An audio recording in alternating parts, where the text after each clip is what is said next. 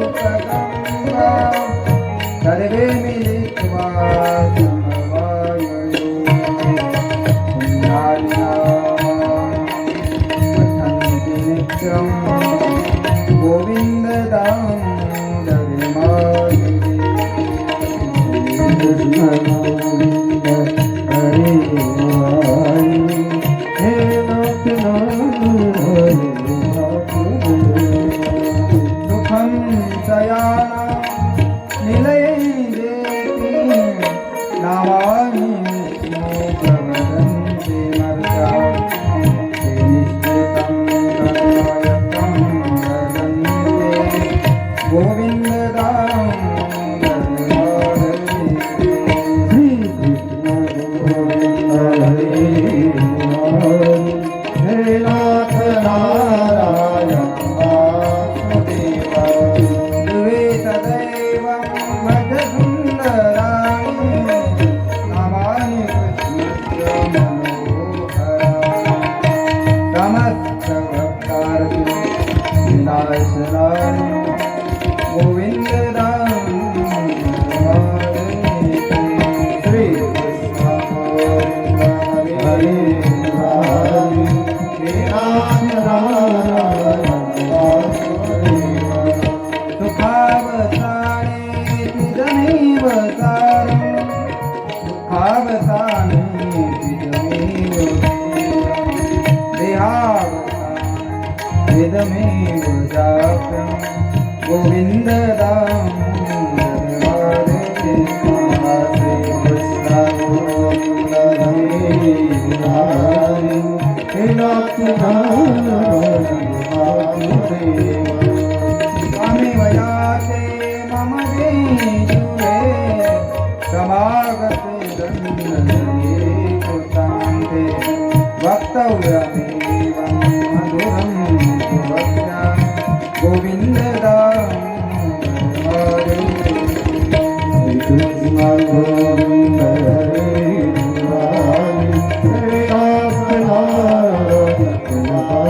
श्री कृष्ण राधा गोकुलेश गोपाल गोवर्धननाथ द्वेपि वस्वामुखमेकदेव गोविन्द दामोदर श्री कृष्ण गोविन्द हरे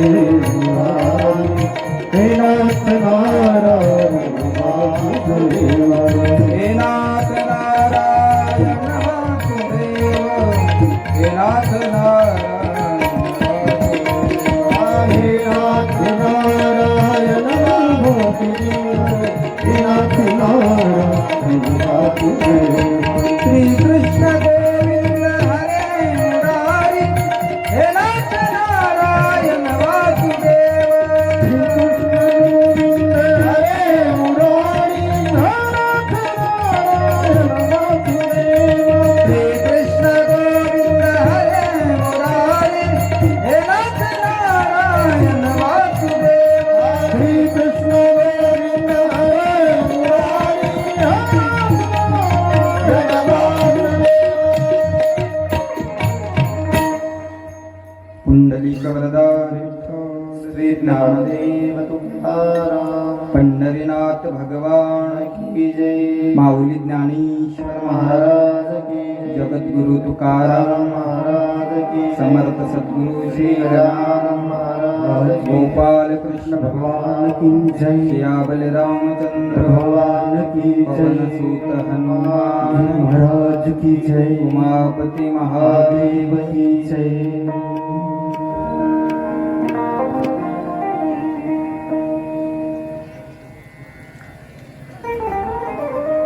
ध्येयं सदा परिभवनमभिष्टदोहम्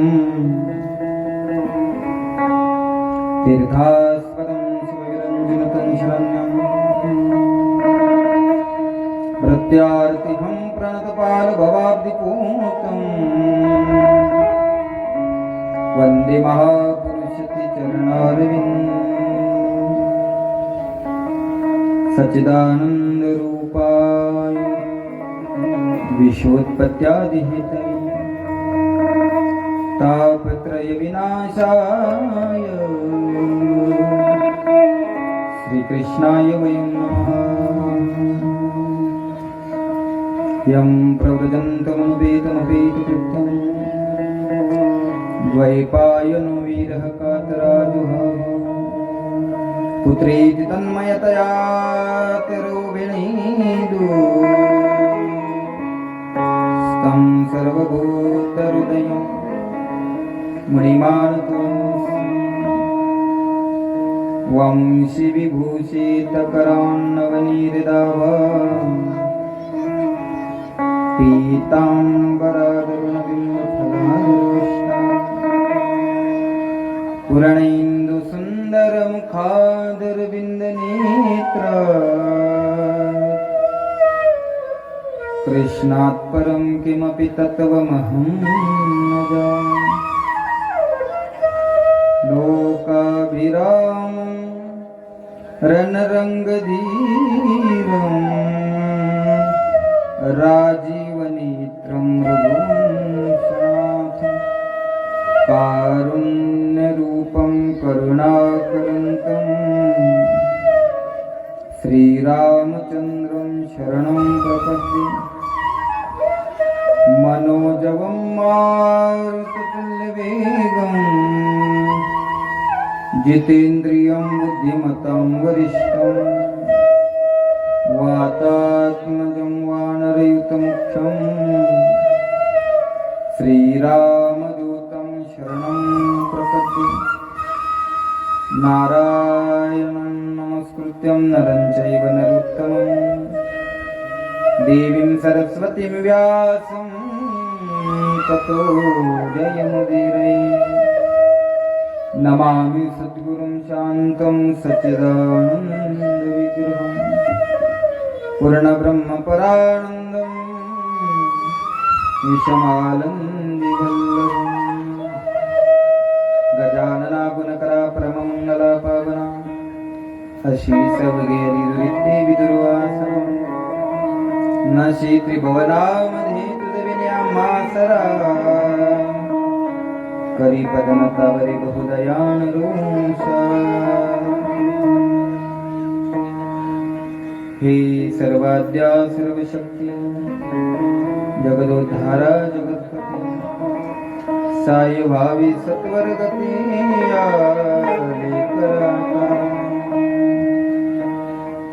जय जय श्री राधा रमण जय जय नवल किशोर जय गोपी चित्तचोर प्रभु जय जय कृष्णं नारायणं वन्दे कृष्णं वन्दे व्रजप्रियं कृष्णं द्वैपायनं वन्दे कृष्णं वन्दे पृथासुतम् आदिनाथ समारंभा वाजिनाथाय मध्यमम् अस्मदाचार्यपर्यन्ता वन्दे गुरुपरम्परा। गोपाल कृष्ण भगवान की जय। हरि ओम। स्वस्ति श्री गणेशाय नमः। हरि ओम। स्वस्ति श्री गणेशाय नमः। हरि ओम। स्वस्ति श्री गणेशाय नमः।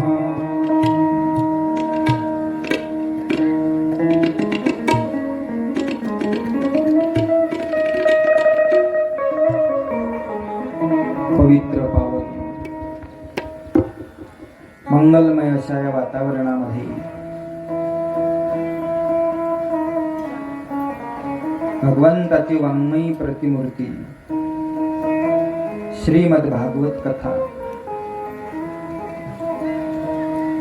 समर्थ सद्गुरु श्री गजानन महाराजांच्या 148व्या प्रगट दिन उत्सवानिमित्त यावर्षी कथेचं आयोजन दरवर्षी या ठिकाणी कथा होती. याही वर्षी मोठ्या उत्साहात संपन्न होत आहे. भागवताची कथा अपूर्व आणि अगम्य आहे. भागवत म्हणजे सामान्य ग्रंथ नाही. आपण काल बोलून गेलो की भागवत हा वेद रूपी वृक्षाला लागलेलं परिपक्व झालेलं फळ आहे. निगमकल्पतरोर गलितम फलम शुकमुखादमृत द्रव्य पिबत भागवत रसमालयम मुहुर्हु रसिका भुवी भावुका. अशी ही भागवत रूपी कथा आहे.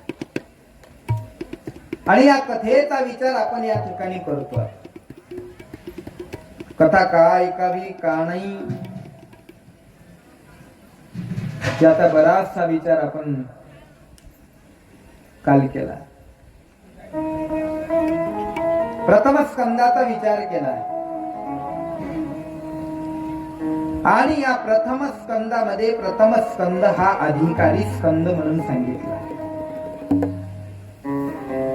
प्रथम स्कंदात अधिकार सांगितला. कोणाचा? श्रोता आणि वक्ता दोघांचा अधिकार सांगितला. भागवताचा वक्ताही फार अधिकारी आहे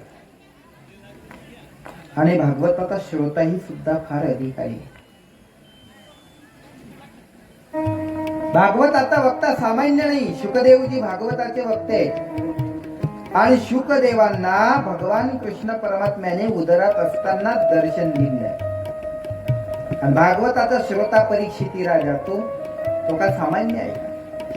त्यालाही सुद्धा भगवान परमात्म्याने उदरामध्ये असतानाच दर्शन दिले.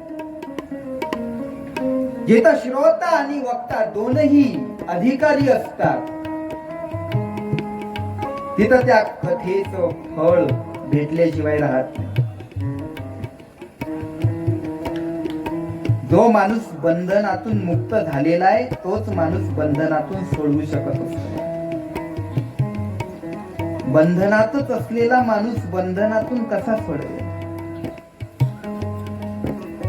बरेच लोक म्हणतात आम्ही एवढ्या कथा ऐकतो मग आम्ही मुक्त का नाही झालो? कारण सांगणाराही बंधनात नाही, ऐकणारही बंधनात.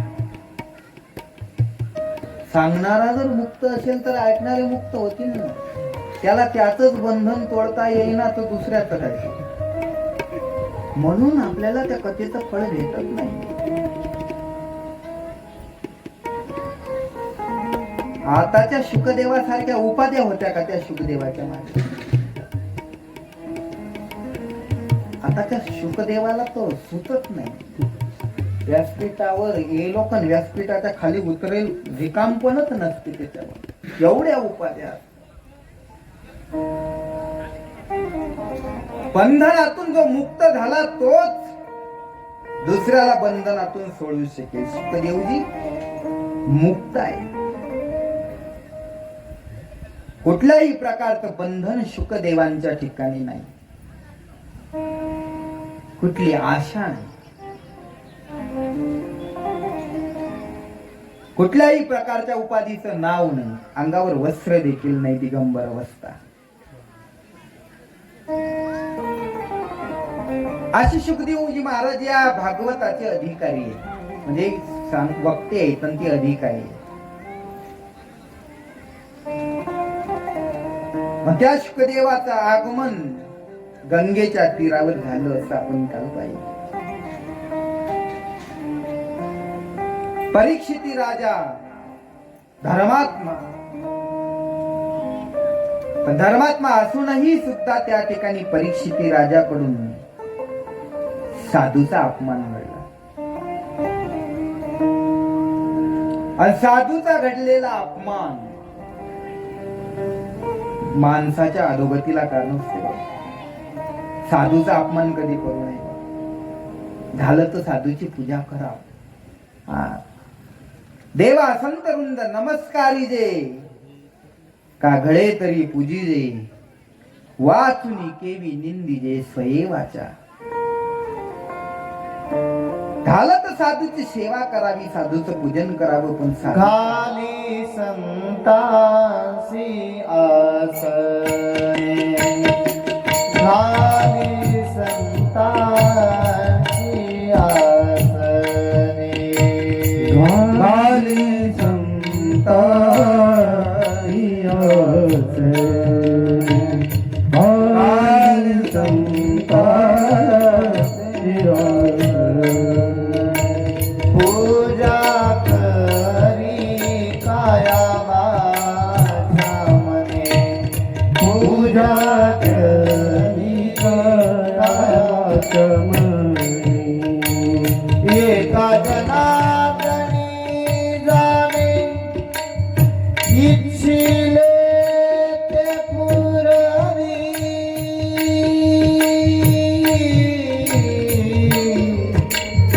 इच्छिले ते पुरवी.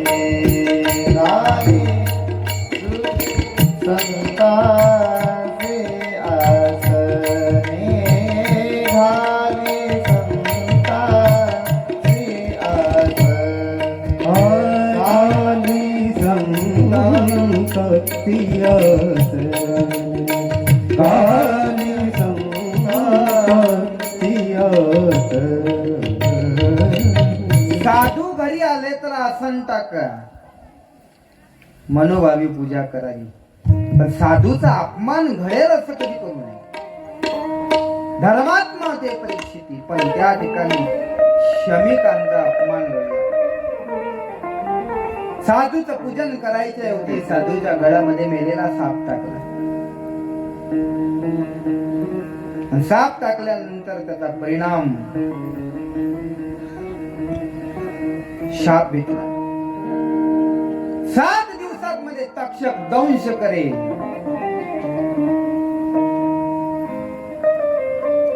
परीक्षिती दुसरा तिसरा कोणी आहे का? अहो, परीक्षिती दुसरा कोणी नाही. परीक्षिती म्हणजे जीव आहे. तुम्ही आपण सगळे परीक्षिती आहोत. त्या परीक्षितीला 7 दिवसात मरण आहे. तुम्हा आम्हाला किती दिवसात मरण आहे? 7 दिवसातच ना. रविवार झाला तर सोमवार, सोमवार झाला तर मंगळवार, मंगळवार झाला तर बुधवार, बुधवार झाला तर गुरुवार, गुरुवार झाला तर शुक्रवार, शुक्रवार झाला तर या 7 पैकीच ठेवेल आहे ना. काही दुसरं वार आहे कोणते? एक म्हणे, एक आधी उठली म्हणे ओ महाराज, मग तुम्हाला माहित नाही, मग आणखी 2 वार आहे म्हणे. कोणते? म्हणे बस्तर वार, इतवार. म्हटलं आजी, बस्तर वार आणि इतवार जरी धरला तरी 7च होऊन राहिले ना. ते काय 9 वार होतात? 7 दिवसात तुम्हा आम्हालाही मरण. परीक्षितीचं मरण जसं 7 दिवसात आहे, तसं तुमचं आमचं 7 दिवसातच होणार आहे.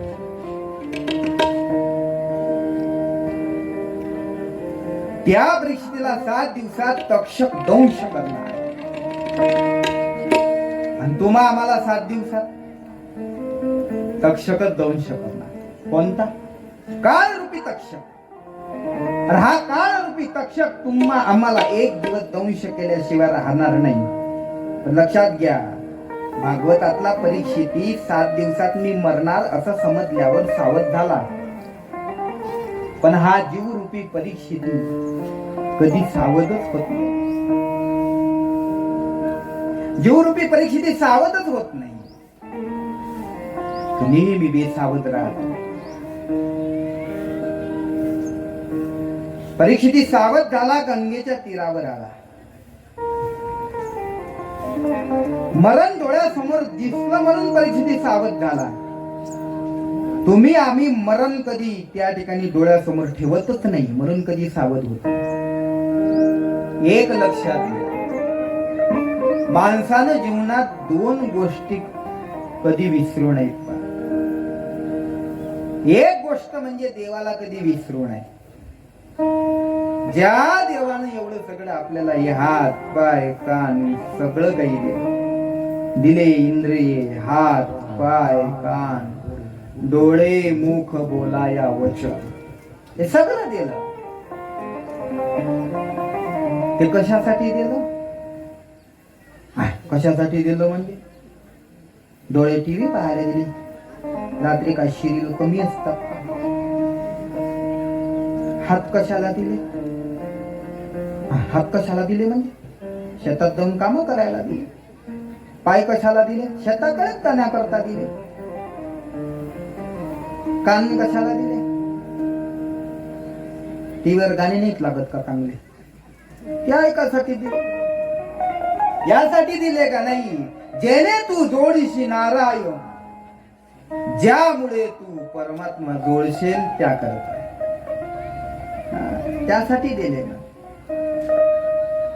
पण आम्ही हे दिल्यानंतरही हे कशासाठी दिले, ज्या देवानं कशासाठी दिले ते तर विसरलोच, पण ज्यानं दिले त्या देवालाही विसरलो. देवाला कधी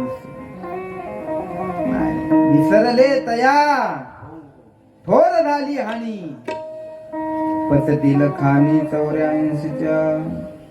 पण त्या ठिकाणी देवाला कधी विसरू नये. आणि दुसरी गोष्ट लक्षात ठेवा, माणसानं मरणाला कधी विसरू नये. आम्ही मरण विसरलो. कोणाला असं वाटते बरं आम्ही इथं मरायसाठी आलो? एकालाही असं वाटत नाही की मी इथं मरायसाठी आलो. बरं जाऊ द्या, मरायसाठी आले काय नाही ते माहित नाही, पण मरावं लागतं हे सगळ्याला माहित आहे. कोणाकोणाला आवडते मरण? हात वर करा बरं, म्हणाव की मला बरं ना. तसे सगळेच हात वर करतात, तसे सगळेच म्हणतात, पण ज्या वेळेस प्रत्यक्ष मरण येते ना, अगा मर हा बोलून साथी मेलिया तरी रडते. माऊली बोलतात मर शब्द आवडत नाही हो लोकाला, आणि तुम्ही म्हणता की मरण आवडत. एखाद्याला मनात तिकडे मरण इकडे का असं जरी म्हटलं तरी त्याला राग येतो का? कारण मला मर म्हटलं, मला मर म्हटलं असं राग येतो आहे ना. मग लोकाला मर हा शब्द सहन होत नाही, मरण सहन होईल. हे फक्त म्हणण्याचे भाग आहे. देवा आमची का चिठ्ठी तुला दिसत नाही का? आमची चिठ्ठी कुठे लपून ठेवली? आमची चिठ्ठी का लपून ठेवली का? कधी काढशील बापावर? देवा मरण दे रे बाबा, असं म्हणतात लोक भक्त. एक आधी इंधन आणण्यासाठी शेतात गेली, इंधनाचा भारा डोक्यात, लाकडं, उन्हाळ्याचे दिवस, उन्हाळ्याचे दिवस म्हणून त्या ठिकाणी लाई दिली. कान भुकेनं व्याकुळ. कोणी नव्हतं बिचारीला. एकटी 10-20 रुपयाला ते इंधनाची मोडी त्या ठिकाणी विकायची, आणि त्यातून जे 10-20 रुपये भेटतील त्याच्यावर उदरनिर्वाह करायचा. दिला ते इंधनाची मोडी खाली टाकली, आणि तेवढ्याच कळकळीनं आवाज दिला, यमा कुठे लपला रे बाबा? योगायोग असा की यम त्याच रस्त्यानं चालला होता. यम म्हणे माझी आठवण कोणी काढली असेल बरं? यम आला आजीच्या जवळ. आजी मला आवाज दिला. आजी पाहतच राहिली घडीवर त्याच्याकडे. आजी म्हणे कोण रे बाबा तू? यम म्हणे आजी आता ज्याला आवाज दिला तोच. कोणाला आवाज दिला तू? आता म्हणे यमाला. तू यम आहेस का? मग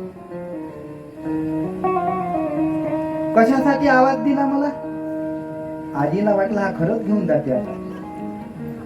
आजी म्हणे काही नाही रे बाबा, हे डोक्यावरची मोडी खाली टाकली होती, उचलून दे आले कोणी नव्हतं म्हणून तुला आवाज दिला. यमाला का डोक्यावरची मोडी उचलून द्यायला आवाज दिला होता का? नाही घेऊन जा बाबा मला असं म्हणण्यासाठी. पण खरंच यम समोर आल्यावर गेली का? मग आता जाईना हात वर केले, येऊ द्या बरं यमाने.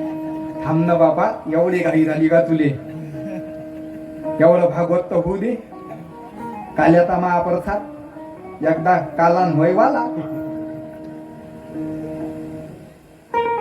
मरण आवडत नाही तुम्हा आम्हाला, आल्याशिवाय मात्र राहत. सगळ्या बाबतीत वशिला चालतो, मरणाच्या बाबतीत सोडून. नाही तर लोक म्हणतात आहे आमचा वशिला आहे, जिथं तिथं आमचा वशिला आहे. आणि खरंच ज्याचा वशिला त्याचं कुत्र का शिला, असंच आहे ना. लोकांचा सगळीकडे वशिला चालेल, मृत्यूच्या ठिकाणी वशिला नाही. नाही 5-50 फेकून 10 मिनिटं देत नाही ते मरून. आणि कदाचित तसं असतं तर अंबानीने विकत घेतला असता. बोल किती पाहिजे, घरीच ठेवून घेतला असता. पण जमत नाही. मृत्यू येणार हे खरं आहे, कधी येणार हे खरं आहे.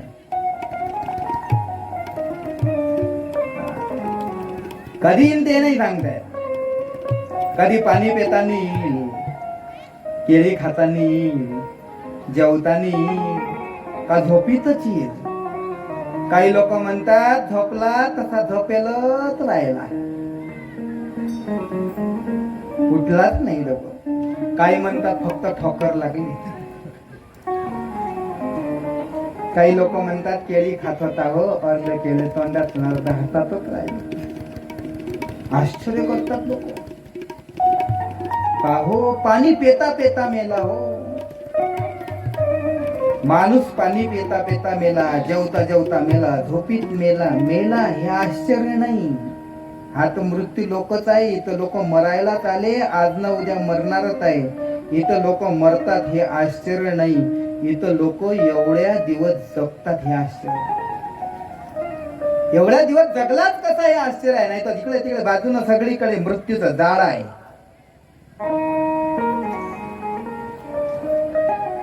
आपण पाहतोय लोक किती त्या ठिकाणी मरताना दिसतात आपल्याला. सगळीकडे मृत्यूचं झाड आहे. रस्त्याचे झाले त्या ठिकाणी पाटेन, गाड्याचे झाले वरोटे. कधी ठेसा वाटले जाईल काही सांगता येत नाही. असं सगळीकडे मृत्यूचं जाळ असतानाही जर आपण या ठिकाणी एवढ्या वर्ष जगत असू तर हे या ठिकाणचं आश्चर्य आहे. इथं मरण आश्चर्य नाहीये, इथं जगणं आश्चर्य आहे. पण त्या मृत्यूची आठवण ठेवून जगणं हे महत्वाचं आहे. मृत्यू डोळ्यासमोर दिसला की माणूस सावध. आम्ही मृत्यू डोळ्यासमोर ठेवतच नाही.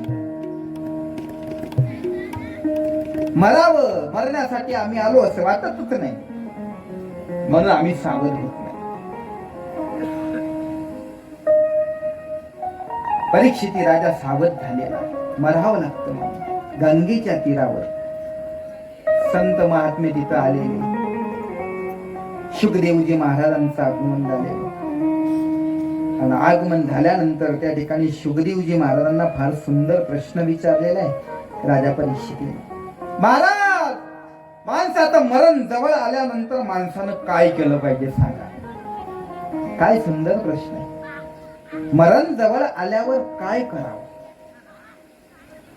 कोणता जप करावा, कोणतं ध्यान करावं, काय केलं पाहिजे, कशाची साधना करावी, तीर्थयात्रा करावी.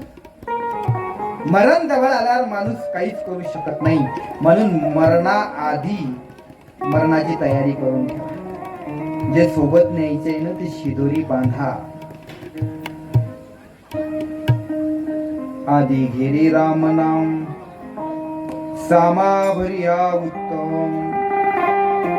जे सोबत येणार आहे ते सामान माणसानं पहिले भरलं पाहिजे.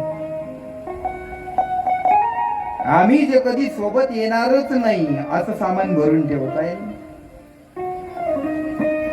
आम्ही काय जमा करतो. आमची धावपळ एकच आहे, पैसा जमा करू दे, संपत्ती जमा करू दे, संपत्ती जमा करू दे. पण यातलं एकही सोबत नाही येणार. अनेक जण गेले त्या ठिकाणी, पण त्या ठिकाणी कोणही आतापर्यंत 1 रुपया सुद्धा सोबत नेलेला असं उदाहरण नाही. एवढा मोठा सिकंदर राजा, ज्या वेळेस तो सिकंदर मेला ना त्यावेळेस त्याने सांगितलं, मला ज्या वेळेस किरीटीवर बांधसान तर माझे हात मोकळे ठेवा. का? जगाला कळू द्या एवढा मोठा सिकंदरही सुद्धा खाली हात गेला. तुमची कुठी टिमकी मिरवता.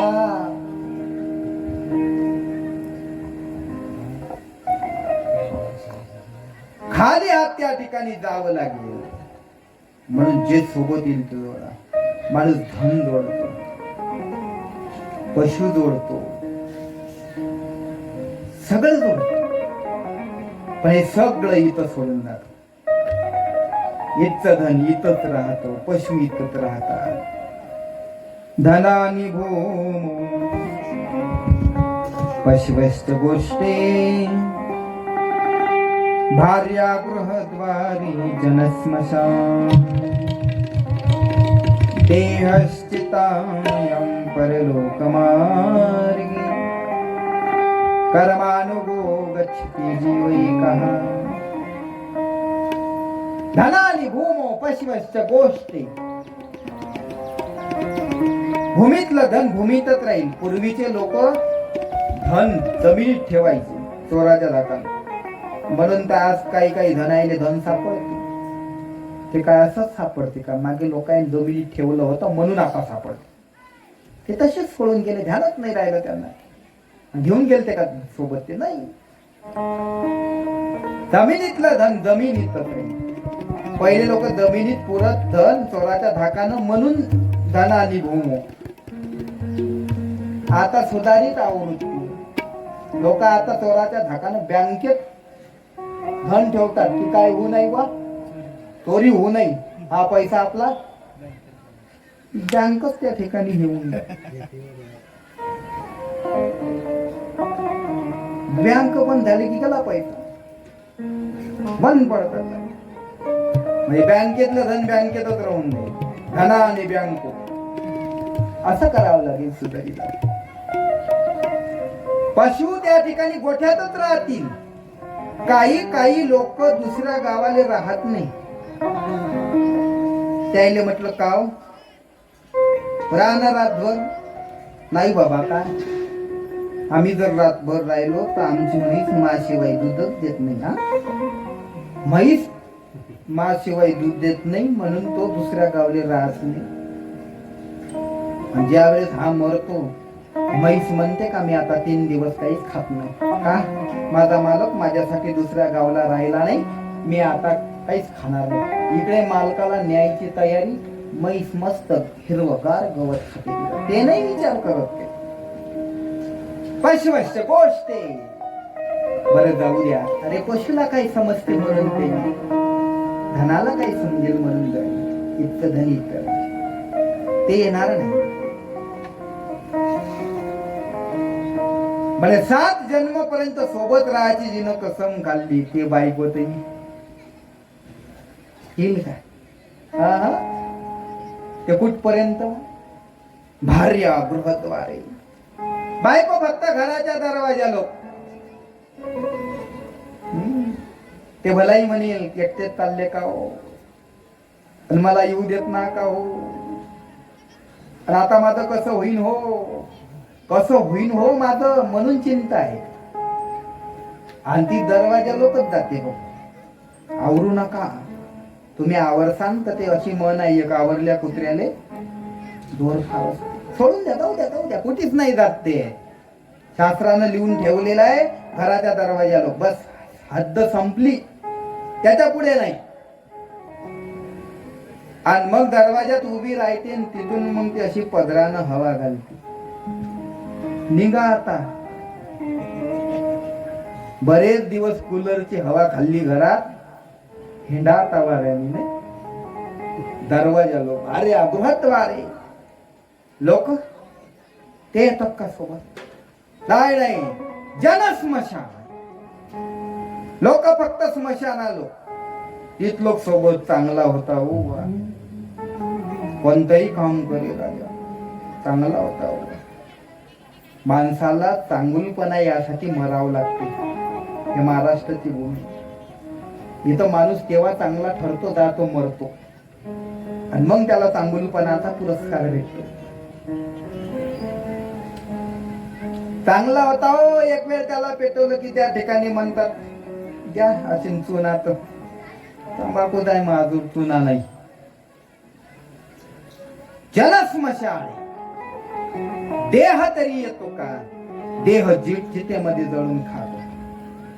मग येतं काय सोबत? करा हरी भक्ती परलोकी काम करा हरी भक्ती परलोकी काम करा हरी भक्ती परलोकी करा हरी भक्ती परलोकी करा हरी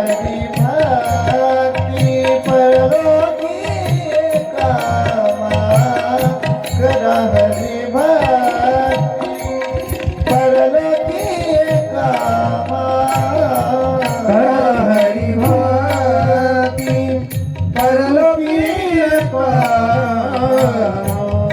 हरी भक्ती परलोकी करा हरी भक्ती परलोकी सोडविला यमा पासोनिया सोडविला यमा पासोनिया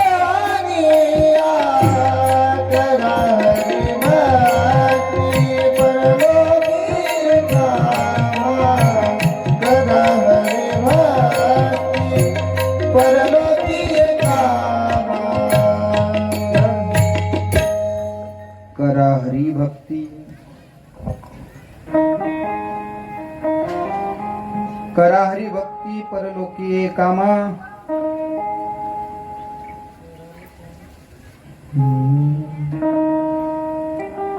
सोडवेल यमापासून या जीवनामध्ये हरिभक्ती करायची ते हरिभक्ती जीवनात कामा येईल जे यम लोकापासून तुमची सुटका करायची म्हणून बाबा जे सोबत येईल ते माणसानं जोडा चांगलं किंवा वाईट कर्म दोनच पैकी एक सोबत येईल चांगलं कर्म येईल किंवा वाईट माणसानं वाईट कर्म कसं करता नाही चांगलं कर्म का करू नये म्हणून जीवनात चांगलं कर्म करावं मरण यायच्या आधी पुण्याची शिदोरी सोबत जोडून ठेवावी आम्ही ती जोडत होतो गाडी यायच्या आधी सामान भरून ठेवलं पाहिजे म्हणजे गाडी हुकाची शक्यता नसते गाडी बस स्टँडवर आली मग थैलीत तुम्ही सामान टाकून राहिले गाडी हुकून जाईल सामान भरायचं राहील बरं तसंच निघावं लागतं आमचं तसंच होते तसंच गाडी येते तसंच निघावं लागते सामान भरातच राहील आणि मृत्यू असा जवळ आल्यानंतर मग आम्ही काहीच करू शकत नाही म्हणून जोपर्यंत हातापायात ताकद आहे तोपर्यंत हे परमार्थाचं साधन माणसानं करावं आयुष्याच्या साधने आयुष्याच्या साधने आयुष्याच्या साधने आयुष्याच्या साधने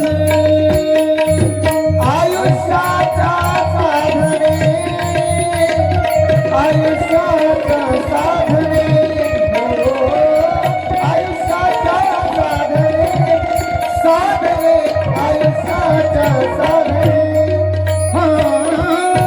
आयुष्याच्या साधने आयुष्याच्या साधने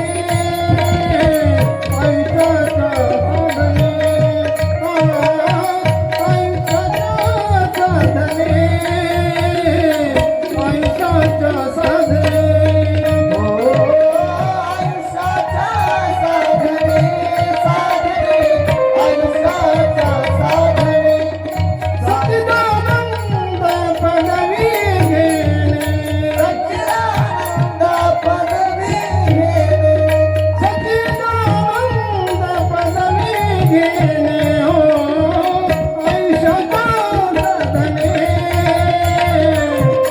साधने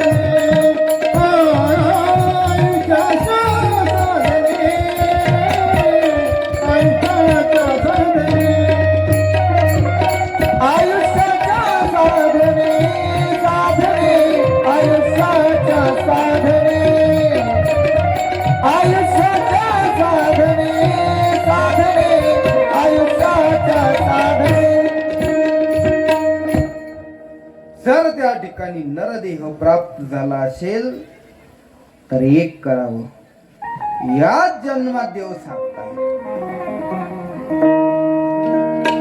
यात देई गडे देवाचे भजन आणि गये ज्ञान नाही कुठे.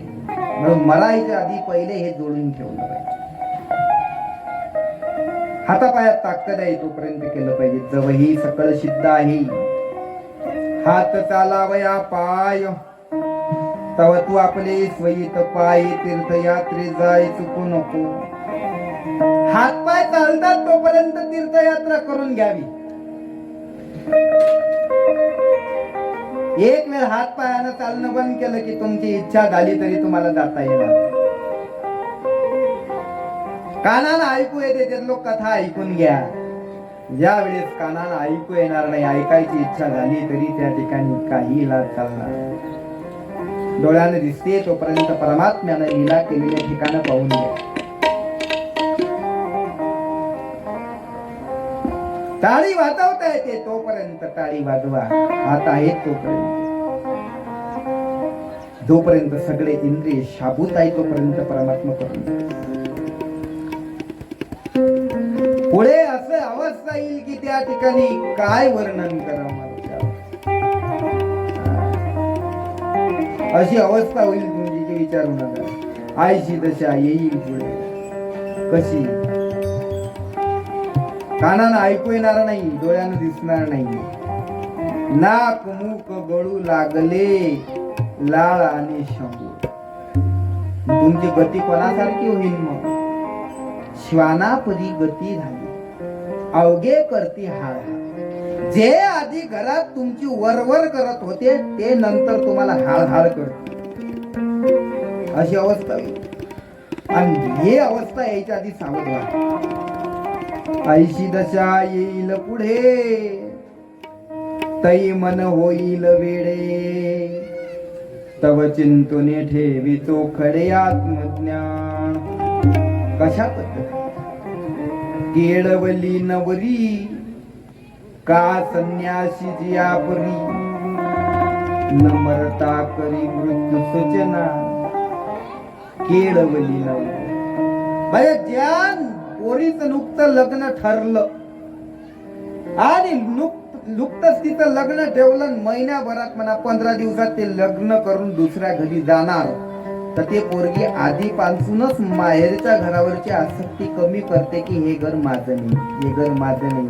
आणि एक दिवस त्या माहेरच्या घरावरची आसक्ती एवढी कमी होऊन जाते, एवढी कमी. माहेरच्या लोकांना जर बोलावलं तर ते म्हणते नको, माझं रात्रभरही येणं होत नाही का.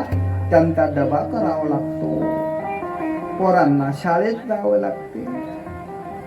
आणि माहेरची सगळी आसक्ती कमी करून टाकते. का? तिला माहित आहे ना हे घर आपलं नाही.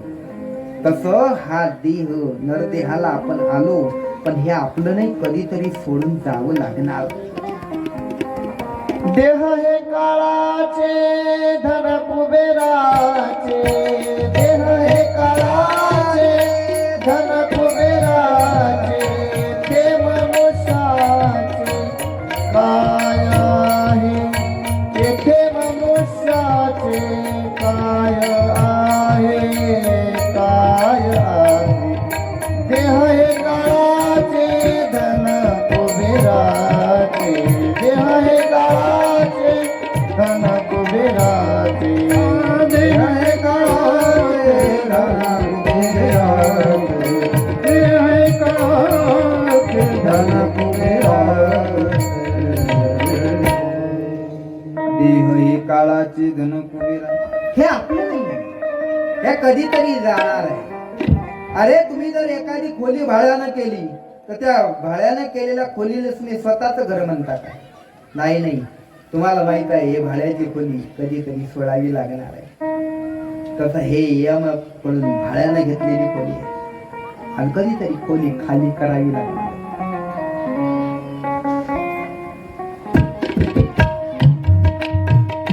जिंदगी एक किराए का घर है, एक दिन बनाना पड़ेगा, एक ना एक दिन बनाना पड़ेगा.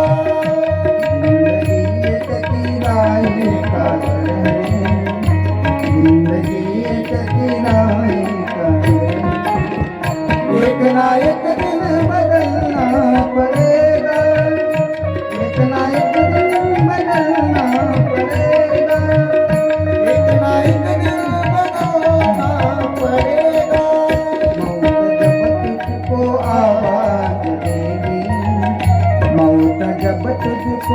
आवाज देगी, घर से बाहर निकलना पड़ेगा, जिंदगी एक किराए का घर है, इतना एक दिल बदलना पड़ेगा, इतना एक दिल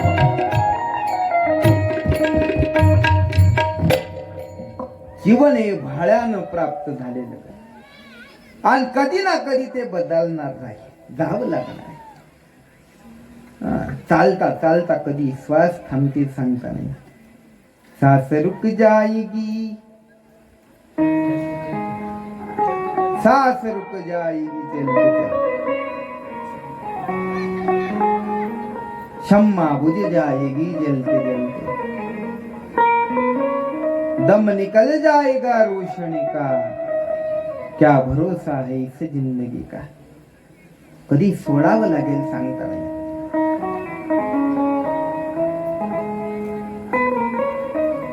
म्हणून सावध असा. लगेच खाली करावं लागेल. मालकाची जर ऑर्डर आली ना खोली खाली करा, राहता नाही येणार त्या घरात. आधी तयारी करा.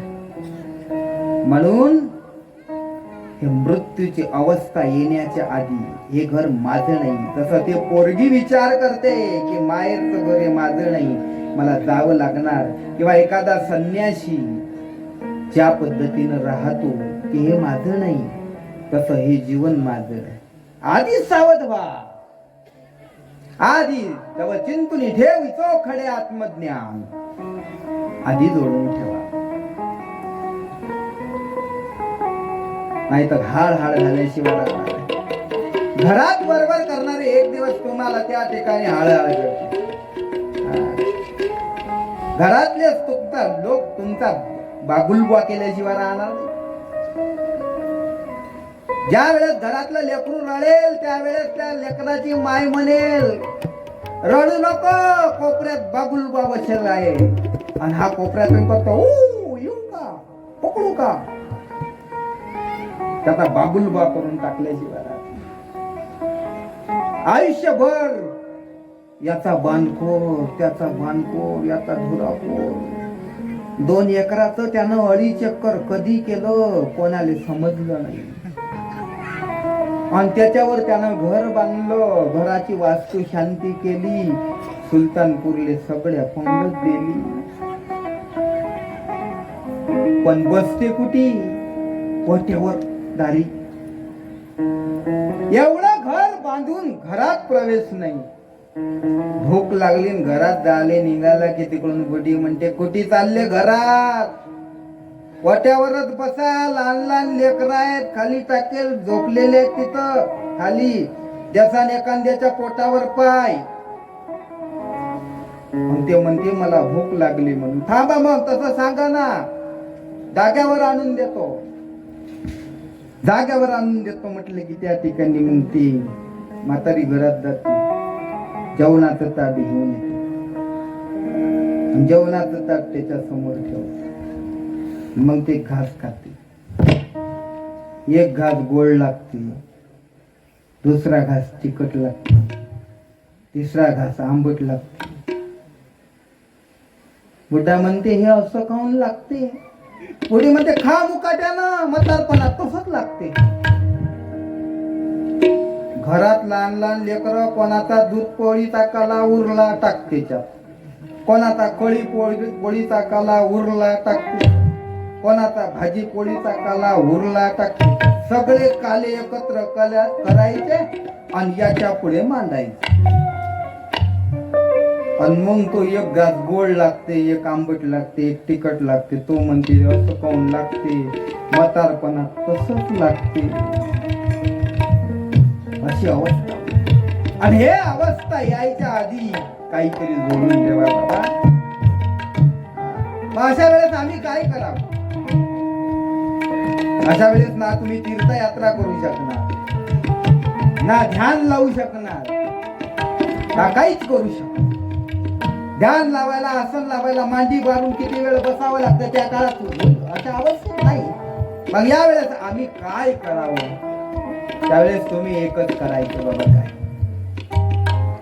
ठाईच बैसोनी कराये चित्त ठाईत बैसोनी कराये ठाईत बैसोनी कराये चित्त बैसोनी आवडी अनुता आडबाबा आवडी अनुता आडबाबा आवडी अनुता आडबाबा आवडी अनुता आडबाबा जगती साया सदावी वनांतरा जगती साया सदावी वनांतरा जगती साया सदावी वनांतरा. अशा वेळेस काहीच होणार नाही. त्यावेळेस एक करा, ठाईच बैसोनी करा एक चित्त आवडे अनंत आळवावा. परमात्म्याचं भजन करावं, दुसरं काही नाही. त्यात चिंतन करावं, त्यात स्मरण करावं. नेहमी त्याच्या भजनामध्ये रत राहावं. हरे राम हरे राम राम राम हरे हरे. हरे राम हरे राम राम राम हरे हरे. हरे राम हरे राम राम राम हरे हरे. हरे राम हरे कृष्णा कृष्णा कृष्णा हरे हरे. हरे कृष्णा हरे कृष्णा कृष्णा कृष्णा हरे हरे. ओ हरे कृष्णा कृष्णा कृष्णा हरे हरे. हरे कृष्णा कृष्णा कृष्णा हरे हरे. हरे कृष्णा कृष्णा कृष्णा हरे हरे. हरे कृष्णा कृष्णा कृष्णा हरे हरे. ओ हरे कृष्णा कृष्णा कृष्णा हरे हरे. हरे कृष्णा कृष्णा कृष्णा हरे हरे.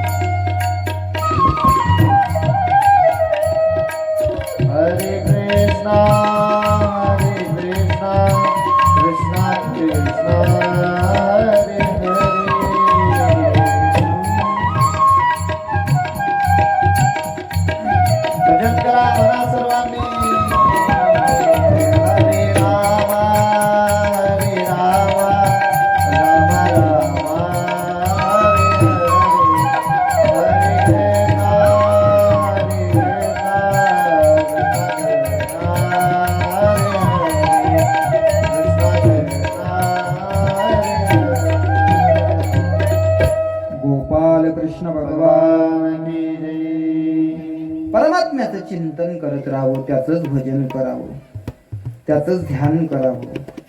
कसं ध्यान करावं?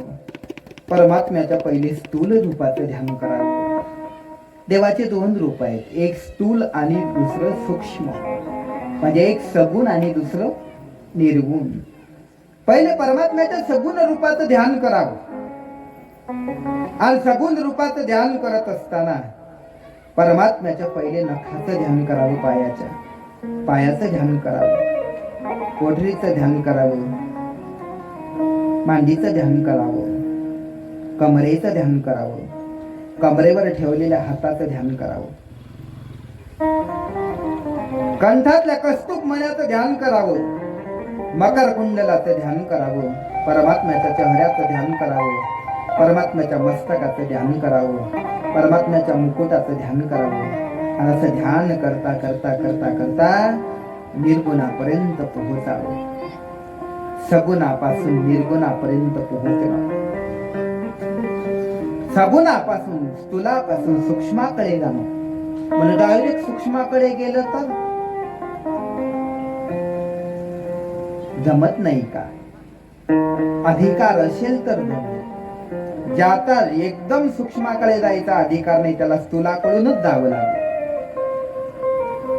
एकदम ज्याला त्या ठिकाणी निर्गुण प्राप्तीचा अधिकार नसेल तर सगुणातूनच निर्गुण प्राप्त करावं लागेल.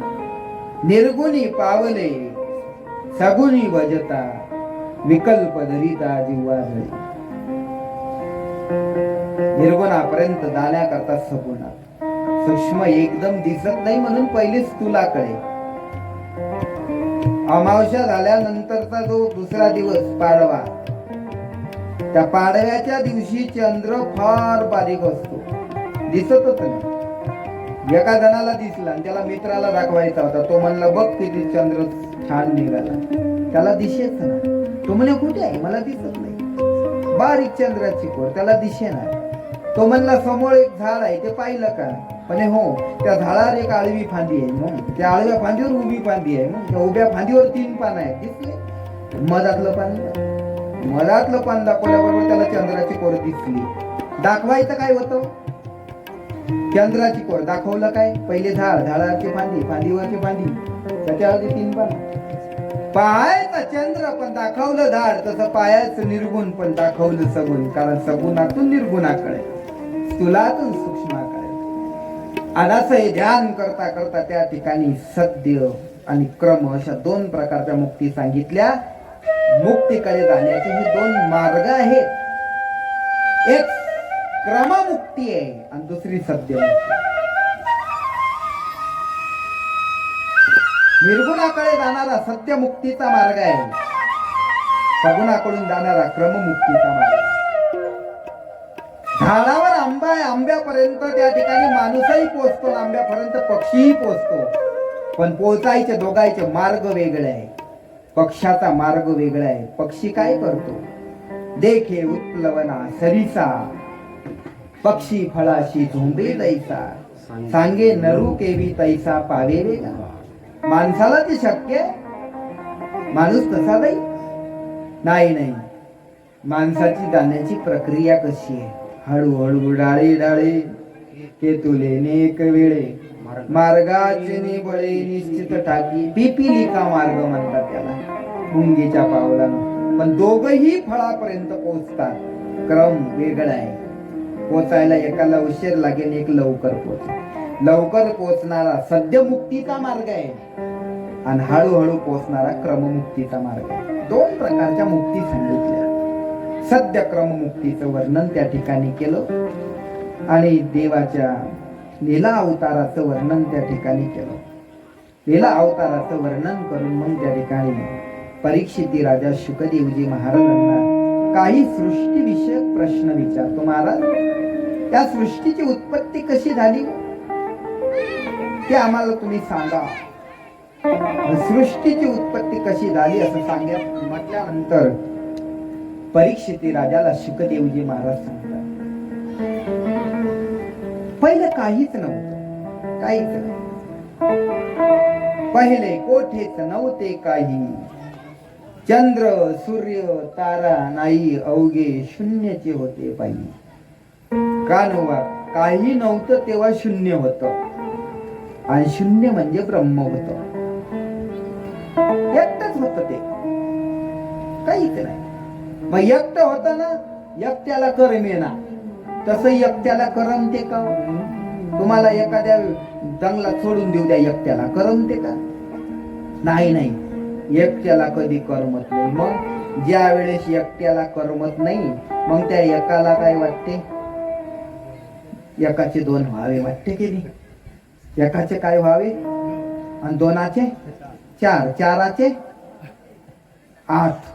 वेल मांडवार मांडव खाली वाटते की नाही? एकाला ज्या वेळेस करमत नाही त्यावेळेस एकाचे दोन व्हावे वाटतात. म्हणजे एक ओहम बहुश्याम अनेक भाव वाटतो. ते एकटं ब्रह्म होत. एकले न कंठेची मनोनिया येणे केली निर्माण 14 भुवने. एकटं होत ते, एकट्याला करमेना, मग त्यालाही अनेक भाव वाटले. मग तेथे एक ढालगज निर्माण झाली, तिने एवढे वाढले. इथं एक माया निर्माण, माया, त्या मायेचा आश्रय त्या ब्रह्मानं केला. आणि मायेचा आश्रय ब्रह्मानं केल्यामुळे ते काय झालं? सगुण झालं. पण अजून आकार आले नाही. ते निराकारच, फक्त सगुण झालं. म्हणजे मायेचे त्यानं 3 गुण धारण केले, सत्व रज आणि तमो. असं सगुण निराकार. मग त्याला अनेक भाव वाटलं. त्यावेळेस कुठे एक त्या जलाशय जिकडे तिकडे पाणी, त्यामध्ये एक अंड तयार झालं आणि मग त्याला अवयव फुटले. काहीतरी करावं वाटलं, हात आले. चालावं वाटलं, पाय आले. ऐकावं वाटलं, कान आले. नाक आलं, डोळे आले. पाहा वाटलं, सगळे अवयव आले आणि विराट असं रूप तयार झालं. हे सगळं जगत म्हणजे परमात्म्याचं विराट स्वरूप. विराट रूप तयार झालं. विराट परमात्म्याच्या त्या विराट स्वरूपाच्या नाभीतून एक कमळ निघालं. त्या कमळावर ब्रह्मदेवाची उत्पत्ती झाली. ब्रह्मदेव त्या कमळावर बसलेले. इकडे तिकडे पाहतात, काहीच दिसत नाही. सगळी जलमयी सृष्टी. मनात विचार करतात की मला कोणी निर्माण केलं असेल? ज्या अर्थी मी आहे, मला निर्माण करणारा कोणीतरी असला पाहिजे. मनात विचार करू लागले. त्या कमळाच्या देठातून ब्रह्मदेव खाली गेले, फार खाली गेले, पण काहीच मेळ लागला नाही. शेवटी वर आले, कमळावर बसून राहिले. आणि तेवढ्यात आकाशवाणीतून 2 शब्द कानावर पडले. एक तो आणि दुसरा पो. तप, तप करायची आज्ञा झाली असं समजून ब्रह्मदेवाने 1000 वर्षपर्यंत तप केले. आणि शेवटी भगवान श्रीहरी नारायण प्रगट झाले. आणि प्रगट झाल्यानंतर ब्रह्मदेवाला आपल्या भगवत धामाचं दर्शन नारायणाने घडवलं आणि सृष्टीची उत्पत्ती करायचं सांगितलं. पण त्याआधी ब्रह्मदेवाला ज्ञान दिलं पाहिजे म्हणून नारायणाने ब्रह्मदेवाला हे भागवत सांगितलं आणि हे 4 श्लोकातून सांगितलं. त्याला चतुश्लोकी भागवत असं म्हणतात. हंसरूपी ब्रह्मा उपदेशी श्रीहरी चतुश्लोकी 4 भागवत 4 श्लोकातून सांगितलं. मूळ भागवत 4 श्लोकातच म्हणे महाराज. मग हे 4 श्लोकात मूळ भागवत आहे, तर तुम्ही आम्हाला एवढं मोठं का सांगितलं मग 18,000 श्लोकात? कारण ब्रह्मदेवाला फार तपेलं समजत होत. आपल्याला ते समजत नाही म्हणून विस्तार करावा लागला. 4 श्लोकात समजणे एवढे याव का आपण? नाही हे 18,000 श्लोकातच तर समजत नाही. हेच तर मंडपाच्या वरून जायला पाहिजे. आणि ते 4 श्लोकात कधी मेळ लागायचा आम्हाला? पण 4 श्लोकात भागवत सांगितलं, त्याला चतुश्लोकी भागवत असं म्हटलं गेलं. फार सुंदर, फार सुंदर उपदेश केला. अहमेवा समेवागरे नान्यद्य सत्परम् पश्चादहं यदेतश्च यो वशिष्येष स्वस्म्यहम् ऋतेर्थं यत् प्रतीत न प्रतीत चात्मन् तद्विद्यादात्मनो मायां यथा वा सुखपापम्. परमात्मा बोलतात, सृष्टीच्या पूर्वी ज्यावेळेस काहीच नव्हतं तेव्हाही मी होतो. माझ्या व्यतिरिक्त स्थूल सूक्ष्म याचं कारण अज्ञान तेही नव्हतं तेव्हा मी होतो. सृष्टीच्या नंतरही काहीच राहणार नाही त्यावेळेस मी असणारच आहे. आणि आता जगतात जे काही सगळं दिसते तेही मीच आहे. खरं पाहिलं तर या जगात मीच एकटा आहे. पण मी एकटा असूनही कधी कधी या जगात 2 असल्यासारखं दिसते. एक मी म्हणजे ब्रह्म आणि दुसरं जगत आहे एकच, दिसलं 2. कधी कधी असंच होते, असते एकच आणि दिसते 2. कधी कधी एकच चंद्र असतो पण 2 दिसतो. म्हणे एक चंद्र 2 वेळा दिसतो. कधी दृष्टीत दोष आला की, दृष्टीत दोष आला की एकच चंद्र 2 दिसतात. तसं या जगात एकच ब्रह्म आहे पण 2 दिसलं का अज्ञान दोषानं. अज्ञान दोष असलाय की एकच असणार 2 दिसते. म्हणून आहे ब्रह्मच पण दिसलं ब्रह्म दुसरं जगत.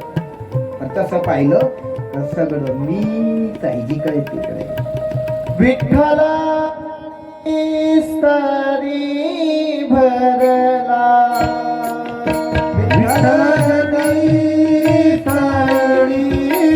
भरला रीता ठावला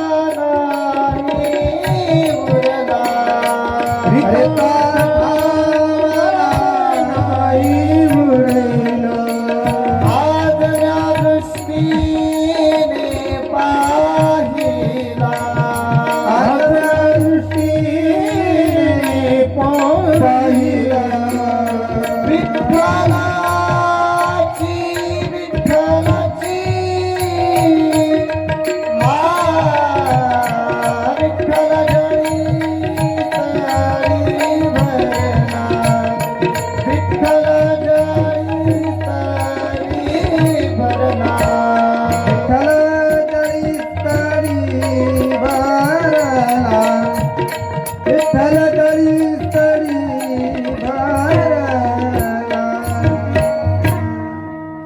विठ्ठल दळी स्थळी भरला रीता ठाव नाही उरला. आदम्या दृष्टीने पाहिला विठ्ठलच विठ्ठल. सगळीकडे मीच आहे. या सगळ्या जगतामध्ये परमात्मा म्हणतात अन्वय व्यतिरेकानं मीच भरलो. अन्वय व्यतिरेकाभ्याम यत्शात सर्वत्र सर्वदा. अन्वय व्यतिरेकानं मीच या जगात आहे. येतो अन्वयादी तरत. अन्वयादी म्हणजे अन्वय व्यतिरेक, अन्वय आदी म्हणजे अन्वय आणि व्यतिरेक, या दोन्ही यानं मीच या जगात भरलेला आहे. या जगात जे प्रत्येक गोष्ट दिसते त्या प्रत्येक वस्तू त्या गोष्टीत मी आहे. तो अन्वय रूपाने आहे. दिसणाऱ्या प्रत्येक वस्तूत माझा अन्वय आहे. पण जी वस्तू कधी झालीच नाही त्याच्यात माझा व्यतिरेक आहे. बंध्या पुत्र नाहीच आहे तर ते तिथे व्यतिरेक आहे. शशशृंग नाहीच आहे तिथं व्यतिरेक आहे. हा पुष्प नाहीच तिथं व्यतिरेक आहे. कासविनीचं तूप नाही तिथे माझा व्यतिरेक आहे. असत अभावाच्या वस्तू ज्या झाल्याच नाही तिथं माझा व्यतिरेक आहे.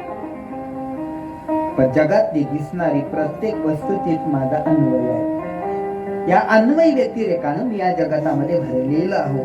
सुंदर असा उपदेश केला 4 श्लोकामध्ये. आणि त्यानंतर पुढे भागवताची 10 लक्षणे सांगितली. अत्र सर्गो विसर्गश्च स्थानं पोषणमूर्तयः मन्वन्तरेशानुकथा निरोधो मुक्तिराश्रय सर्ग विसर्ग स्थान पोषण उती मन्वंतर ईशानुकथा निरोध मुक्ती आश्रय 10 जिथं लक्षण असतात ते महापुराण असते 10 पेक्षा कमी जिथं लक्षण असते ते उपपुराण असते पुराण उपपुराण महापुराण असं वर्णन या ठिकाणी करतात आणि द्वितीय स्कंद या ठिकाणी थांबवतात दुसऱ्या स्कंदाची कृपा या ठिकाणी थांबते मोठ्या प्रेमानं त्या ठिकाणी एकदा भजन करा तृतीय स्कंदाला सुरुवात करू विठ्ठल विठ्ठल विठ्ठल विठ्ठल विठ्ठल विठ्ठल विठ्ठल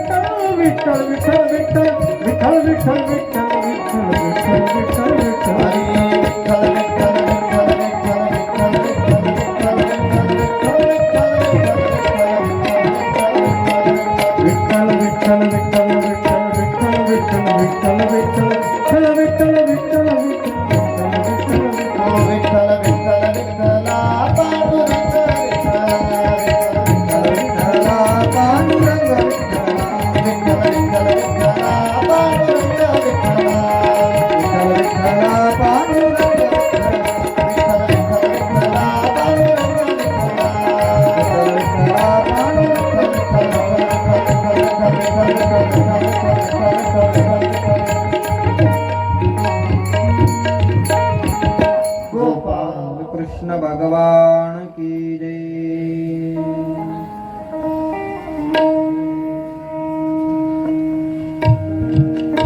तृतीय स्कंदाला प्रारंभ द्वितीय स्कंदामध्ये सत्य आणि क्रममुक्तीचं वर्णन आहे काही सृष्टीविषयक प्रश्न परीक्षिती राजानं शुकदेवांना विचारले आणि शुकदेवजी त्याचं उत्तर देतात ते तृतीय स्कंदात विदुर मैत्री याच्या संवादातून मी जे पुढचे उत्तर देणार आहे ते विदुर मैत्री याच्या संवादातून देणार असं म्हटल्यानंतर परीक्षिती महाराज म्हणतात की महाराज विदुर आणि मैत्री याची भेट झाली कशी ते सांगा म्हणून विदुर चरित्र सांगायला प्रारंभ करतात. दोन भावात भांडणं होणं चांगलं नाही, आपण कालच बोललो. पण कौरव पांडवात नेहमी भांडण. कौरवानं पांडवावर फार अन्याय केला, सगळं राज्य हडप केलं आणि युद्धाशिवाय राज्य द्यायला तयार नाही. शेवटी युद्ध ठरलं आणि युद्ध ठरल्यानंतर धर्मराजाची अशी इच्छा आहे की युद्ध झालं नाही पाहिजे, युद्ध थांबलं पाहिजे.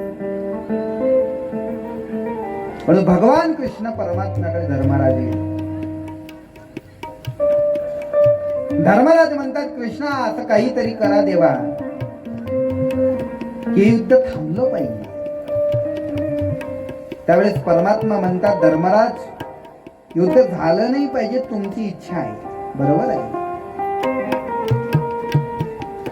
पण तुम्ही बाकीच्यांचं मत घेतलं का? अर्जुनाला, नकुल सहदेवाला, भीमाला विचारलं का तुम्ही? कारण देवाची मनोमन इच्छा होती युद्ध झालं पाहिजे, कारण देवाला दुर्जनाचा संहार करायचा होता ना. म्हणून देव म्हणले, ओ युद्ध झालं पाहिजे की नाही, तुम्ही एकटं म्हणून चालणार नाही, बाकीच्यांचंही मत घ्यावं लागेल, जिकडून बहुमत ते ठरवू. नकुल सहदेवाकडे त्या ठिकाणी गेले देव आणि नकुल सहदेवाकडे गेल्यानंतर नकुल सहदेवाला म्हणतात, नकुल सहदेवा तुमची काय इच्छा, युद्ध झालं पाहिजेत की नाही? नकुल सहदेव म्हणतात, देवा आमची काय इच्छा असणार आहे, आमचा दादा जे म्हणेल ते आम्हाला मान्य. धर्मराजाला काय मान्य होतं, युद्ध झालं नाही पाहिजे, म्हणजे नकुल सहदेवाची काय इच्छा, युद्ध झालं नाही पाहिजे. युद्ध झालं नाही पाहिजे, 3 मत. आणि देवाला तर युद्ध घडवून आणायचं होतं, बहुमत सिद्ध करावं लागेल ना. म्हणून परमात्मा त्या ठिकाणी अर्जुनाकडे आले, अर्जुनाला म्हणता, अर्जुना तुझी काय इच्छा, युद्ध झालं पाहिजे की नाही? असं म्हटल्याबरोबर त्या ठिकाणी अर्जुन म्हणतो, देवा असं काय बोलता, युद्ध झालं पाहिजे की नाही? म्हणजे झालंच पाहिजे. आमची प्रतिज्ञा आहे, युद्ध झालंच पाहिजे. भीमाकडे गेले, भीमाला विचारतात, भीमा तुमचं काय म्हणणं, युद्ध झालं पाहिजे की नाही? भीम म्हणतो, झालं पाहिजे की नाही, म्हणजे झालंच पाहिजे. मी प्रतिज्ञा केली आहे की दुर्योधनाची मांडी फोडून त्याच्या रक्ताने द्रौपदीची वेणी घालणार आहे, माझी प्रतिज्ञा आहे. म्हणून युद्ध झालंच पाहिजे. युद्ध झालं पाहिजेत म्हणणारे 2, झालं नाही पाहिजेत म्हणणारे 3. बहुमत सिद्धीसाठी आणखी 2 मत पाहिजे. द्रौपदीकडे गेले, द्रौपदीला म्हणतात, द्रौपदी तुझी काय इच्छा, युद्ध झालं पाहिजेत की नाही? द्रौपदी म्हणजे, देवा झालं पाहिजेत की नाही, म्हणजे झालंच पाहिजे, माझे केस मोकळे, मी कुलीन घराण्यातील स्त्री आहे आणि एका कुलीन घराण्यातील स्त्रीनं असे केस मोकळे सोडणं योग्य नाही. मी किती दिवस माझे केस मोकळे सोडू? म्हणून देवा युद्ध झालंच पाहिजे, कारण भीमाची प्रतिज्ञा आहे, दुर्योधनाची मांडी फोडून त्या रक्तानं माझी वेणी घालणार आहे. युद्ध झालं नाही तर दुर्योधनाची मांडी फुटणार नाही, मांडी फुटलं नाही तर त्याच्या मांडीतील रक्ताने माझी वेणी घातल्या जाणार नाही. म्हणून मी किती दिवस केस मोकळे. युद्ध झालंच पाहिजे, झालं पाहिजे म्हणणारे 3, झालं नाही पाहिजे म्हणणारे 3, झाले मत समान. आता एक मताची गरज आहे, ते एक मत आहे देवाचं. देवानं मनोमन विचार केला, मत टाकून दिलं, युद्ध झालं पाहिजे या पक्षात. पण धर्मराज म्हणतात, शिष्टाई करता गेलं पाहिजे, म्हणून देव औपचारिकता म्हणून शिष्टाई ठरवतात. शिष्टाईचा दिवस ठरवला, दुर्योधनाला सांगितलं गेलं आणि दुर्योधनाला सांगतात की बाबा देव येणार, म्हणून त्या ठिकाणी दुर्योधनानं देव येणार म्हणून स्वागताची तयारी केली. काय तयारी केली देवाच्या स्वागताची? स्वतःचा महाल राहायचा खाली करून गेला. ज्या ठिकाणचं जे जे प्रसिद्ध त्या त्या ठिकाणून ते बोलावलं. सुलतानपूरचा मंडप प्रसिद्ध म्हणून तिथचा मंडप टाकला. हा, नागपूरची संत्री प्रसिद्ध, तिकडून संत्री बोलावली. खानदेशातली केळी प्रसिद्ध, तिकडून केळी बनलं. जिथं जे जे प्रसिद्ध तिथून ते, जिथचे घोडे प्रसिद्ध तिथून घोडे, जिथचे हत्ती प्रसिद्ध तिथून ती, जिथचा डीजे प्रसिद्ध तिथून. म्हणजे जे जे प्रसिद्ध जिथच्या वस्तू ते देवाच्या स्वागतासाठी बोलावले. जय्यत तयारी केली. अशिष्टायचा दिवस देव निघाले, रथावर बसले, दारुकाने रथ काढला आणि उद्धवजी सोबत आहे. उद्धवजी सोबत आहेत त्या ठिकाणी. दारुकाने रथ काढलेला आहे, उद्धवजी सोबत आहे आणि निघाले. हस्तिनापूरच्या जवळ रथ आला. हस्तिनापूरच्या जवळ रथ आल्यानंतर त्या ठिकाणी आता रथ समोर जाणार. दुर्योधन मुख्य दरवाजात उभा. देवानं विचार केला, गेल्या गेल्या पहिले दुष्टाचं तोंड पाहायला भेटेल, असं होऊ नये म्हणून त्या ठिकाणी आपण रस्ता बदलला पाहिजे. म्हणून देव त्या ठिकाणी सरळ रस्त्यानं न जाता रस्ता बदलण्याचं ठरवतात. कोणीकडे जायचं म्हणून त्या ठिकाणी देव सांगतात, उद्धवा आपल्याला इकडे नाही जायचं दुर्योधनाकडे, मग कुठे जायचं? उद्धवजी चल विदुरा घर जाय, उद्धवजी चल विदुरा घर जाय, उद्धवजी चल विदुरा घर जाय, उद्धवजी चल विदुरा घर जाय,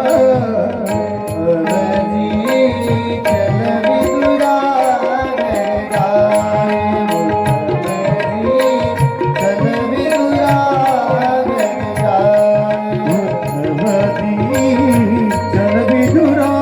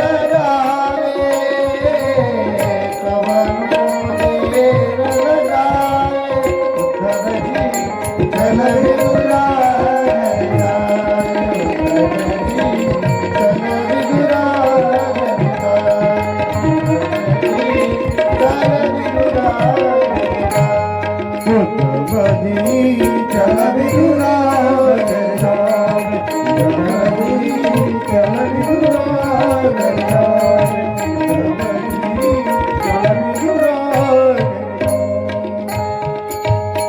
परमात्मा त्या ठिकाणी म्हणतात, उद्धवा आपल्याला विदुराच्या घराकडे जायचंय. पण त्या ठिकाणी उद्धवजी म्हणतात, अहो आपलं स्वागत तर इकडे दुर्योधन करणार आहे. मी असं ऐकलं की दुर्योधनानं आपल्याला राहण्याकरता मोठमोठे महाल खाली केले, बडे बडे मंदिर कोण काम के. देव म्हणतात, फार मोठे महाल असेल पण आपल्या काय कामाचे? का आदर भाव नाही पावे, ज्या ठिकाणी आदर नाही, मान नाही, असे महाल किती मोठे जरी असले तर आपल्या काही कामाचे नाही. माणसानं तिथं जाऊ नये ज्या ठिकाणी आपला आदर सन्मान होत नाही. राहू नये तिथं जिथं आदर सन्मान होत नाही.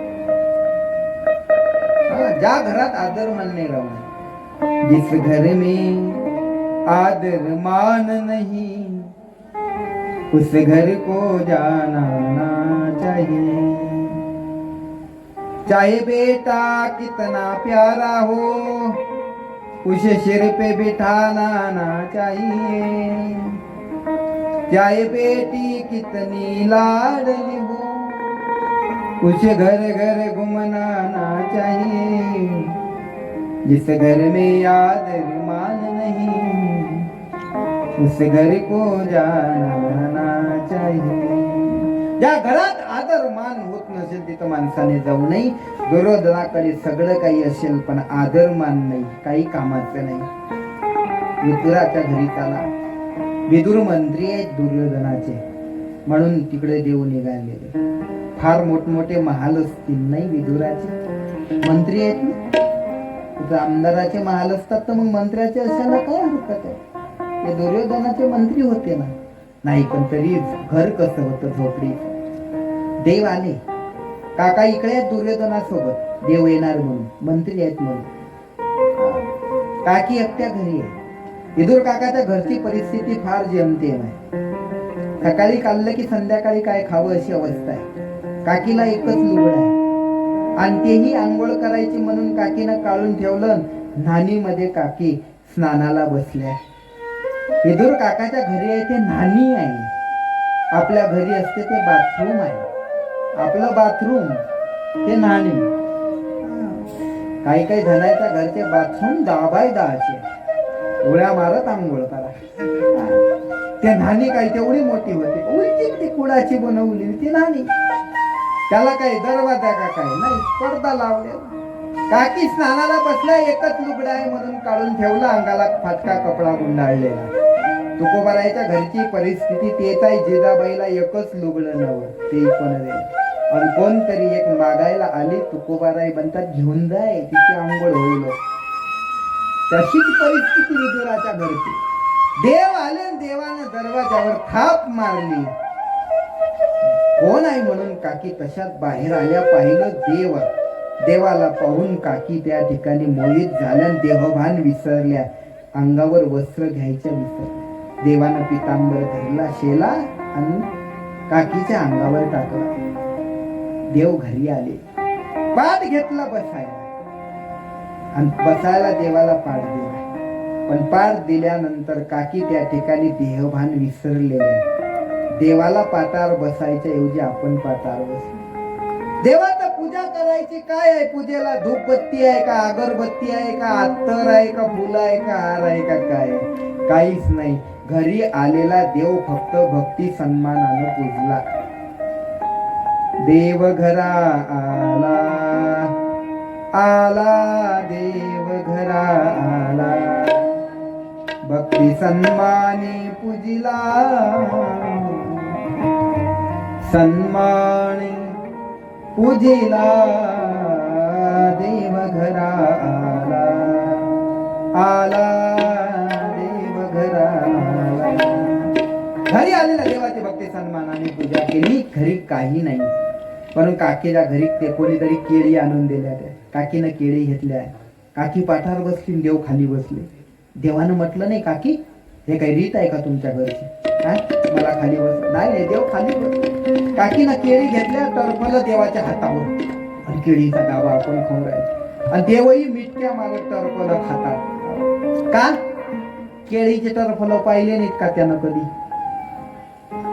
तो केळीच्या टरफलाचा भुकेला नाही, मग तो प्रेमाचा भुकेला. थोर प्रेमाचा भुकेला, हाची दुष्काळ तयाला, हाची दुष्काळ तयाला. थोर प्रेमाचा भुकेला, त्याला प्रेमाचा दुष्काळ आहे. त्याच्याकडे जाणारे बरेच आहे, पण त्याच्यावर प्रेम करणारे कोणी नाही. अर्जुनासारखा एखादा. देव बोलतात कोणी नाही अर्जुना तुझ्याशिवाय. दितीच पाहता निविजय का, तोंड भरोने बोलिले, दाटुनी खेळ दिजे ऐशे कोण आहे, सांग बरं कोण आहे? म्हणून प्रेमाचा दुष्काळ. आणि कोणी असं भेटलं तर देव वेळा होऊन जातो. वेळा घाला, वेळा घाला, लांचावला भक्तीशी, प्रेमसूत्र दोरी नेतो तिकडे जातो हरी. प्रेमाचं बंधन काही अलौकिक आहे. सबसे ऊची प्रेम सगाई. परमात्मा भाव पाहतो. भाव बळे आकळे एरवी नाकळे करतळे आवळे भाव के बस में है भगवान. भाव बिना सब साधन झूठो. भाव बिना सब साधन झूठो. बिखरा सकल विधान. भाव के बस में है भगवान. भाव नहीं तो निधिवन मधुवन. लागत सब विरान. भाव के बस में है भगवान. भाव महत्वाचा आहे. परमात्मा भाव पाहतो. पण केळी केळी खातो. कोणीतरी काकाला सांगितलं, काका अहो देव तुमच्या घरी, तुम्ही काय करता. काका तसेच आले. पाहिलं तर त्या ठिकाणी देव खाली बसलेले आणि केळीच्या टरफला खातात. देव आले आणि काकीला हलवलं. अगं भानावर आहेस का. काकी भानावर आलं. आतल्या खोलीत निघून गेले. देव म्हणतात विदुर काका म्हणता, हो देवा अहो तिला कळत नाही, तुम्हालाही कळत नाही का. तुम्ही टरफला खाऊन राहिले खुशाल. आणा मी केळी सोलून देतो तुम्हाला. देवाला पाटावर बसवलं. काकाने केळीच्या टरफला बाजूला फेकले आणि केळीचा गाभा देवाच्या हातावर दिला. आणि देवानं तो केळीचा गाभा खाल्ला आणि तोंड वाकळ केलं. देव म्हणतात, काका पहिल्या केळी फार चांगल्या होत्या हो. पहिल्या का केळी होत्या का केळीच्या टरफला. भाव महत्व. केळी खाल्ल्या आणि विदुर काका म्हणले, देवा उशीर करू नका, दुर्योधन तिकडे वाट पाहतोय. सगळी तयारी केली. देव म्हणले, आता तर नाश्ता झाला, मग अजून तर जेवण राहिलं. जेवण करू नये, इथूनच जायचं. काका म्हणले, इथून हो, काय आहे आमच्या घरी असं. काकीला सांगितलं, बघ घरात काही अशी. काकीनं उतरंडी काढली. उतरंडीत पाहिलं, एका उतरंडीत काही कन्या होत्या. पहिल्या काळात उतरंडी होत्या आणि उतरंडीत काही ना काही सापडे. म्हणजे जुन्या काळातल्या बायाची ते तिजोरी होती. उतरंड म्हणजे जुन्या काळातले बायाची तिजोरी. त्यात असेच काही ना काही, कधी कधी अक्षय तृतीयेचा कानाला, दिवाळीला सापडेच त्याच्यात. ठेवला एकदा उतरणला की ठेवला, राहिला तसा.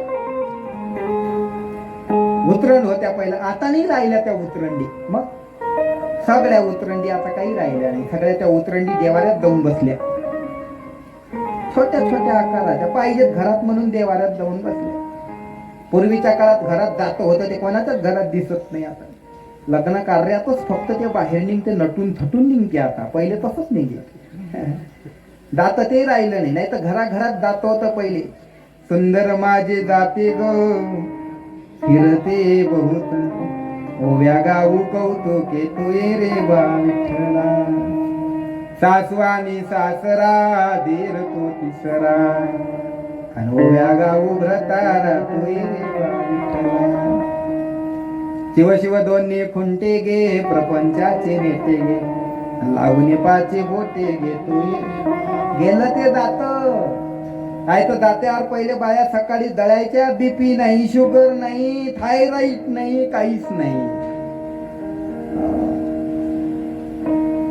दात गेलं आणि हे सगळं येता आलं. मग थायरॉइड, बीपी दात गेलं. नाही तर दात इकडचं, धान्य इकडचं, खुंटा इकडचं. आणि बाई म्हणे, माझ्या भावाच्या दाराला सोन्याचं कुलूप. वर्णन भावाचं, दात इकडतं, नवऱ्याच्या करतं, धान्य इकडतं, खुंटा इकडतं, सगळं इकडतं. बसली बिन सासरा आणि गुणगान तिकडतं, माझ्या भावाच्या दाराला सोन्या. बापा बापा, भाऊ किती मोठा. आणि तपास केला तर तपासा अंती असा निष्कर्ष निघाला की सोन्या नावाच्या सावकारानं ताला ठोकला. आता तो कर्ज फेडला नाही गेलं म्हणून. बाई वर्णन करायची, सकाळी कांडण करायची. व्यायाम होत होता न कळत. पहिल्या बायाला असं रस्त्यानं निघायचं कामच नव्हतं सकाळी 5 वाजता. फिरायचं ते सकाळी कांडण जातं त्याच्यावरच व्यायाम होत होता. ती गेलं ते रवी लावायच्या घुम घुम करती घुम घुम करती डेरे घुमती आनंदल्या गवळणी गवळणी छंदे छंदे डोलती आवाज यायचा सगळा. जुनं सगळं गेलं. आता दळायचं काम नाही. चक्क्या निघाल्या. पहिले बाया दळायच्या आता गळीत दळायला जातात. डबागी पहिले कांडावं लागे आता कांद्याचं काम नाही. मशनी निघाल्या. बायल धुणं धुवायचं काम नाही. धुणं धुवायची मशीन. बाईले स्वयंपाक करायचं काम नाही. उंडाई मळायचं काम नाही. ते मशीनच उंडा करून देते. बाईले पोळी लाटायचंही काम नाही. नाही कपडे धुवायचं काम नाही. भांडे घासायचंही काम नाही. तेही मशीन आली. पुढे तो अशी मशिनीन पाहुणा घरी आला आणि मशिनीत टाकला की जीवन बाहेर. मी आता त्याच्या पुढचं ऐकलं की एक अशी मशिनीन पाहुणा घरी आला की आंघोळीला पाणी टाकायचं कामच नाही. मग मशिनीत टाकला की अंग धुणंच बाहेर. फक्त लईन नाही गेली पाहिजेत. मग सगळं पुढे गेलं. हे मागचं सगळं धुणं गेलं.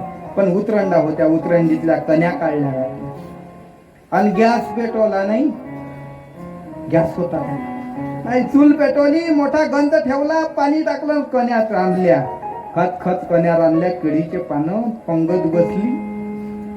पंगत बसल्यानंतर देव बसलेले ते कण्या वाळल्या. जशा पात्रावर वाळल्या पात्राच्या बाहेर.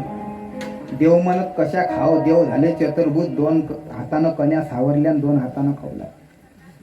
विदुर काकाच्या घरच्या कण्या कशा होत्या? त्या कण्या 3 प्रकार आहेत. श्री कन्या, जय कन्या, जय जय कन्या. ज्या घट्ट असतात दुधात शिजवलेल्या असतात त्या श्री कन्या. ज्या घट्ट असतात पण पाण्यात शिजवलेल्या असतात त्या जय कन्या. आणि पाणी जास्त कन्या कमी जय जय कन्या. विदुराच्या घरच्या जय जय कन्या. आणि जशा देवानं खायला लागले ओ देवाला आनंद नाही परमानंद.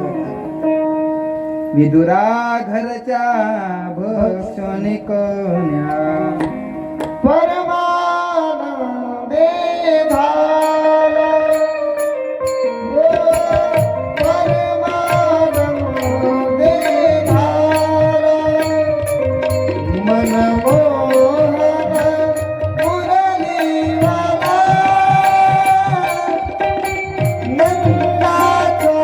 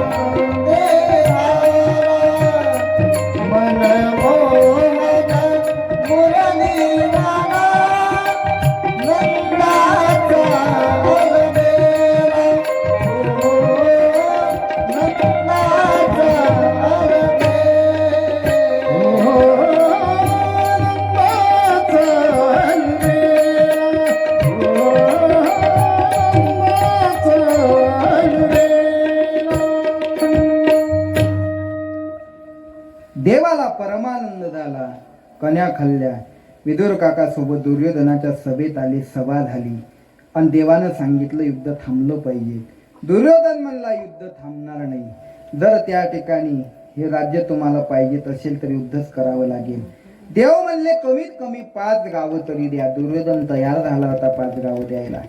सांगितलं मला कोणते 5 गावं पाहिजेत? 4. त्यातले देवाने सांगितले जसं दिल्ली मुंबई आग्रा आणि चेन्नई मागितल्यावर मग काय राहते भारतात शिल्लक तसे मुख्य चार मागितले म्हणे 5 व तुझ्या मनांदे ते म्हणे 5 गावं काय सुईच्या टोकावर बसून एवढी जमीन भेटत नाही.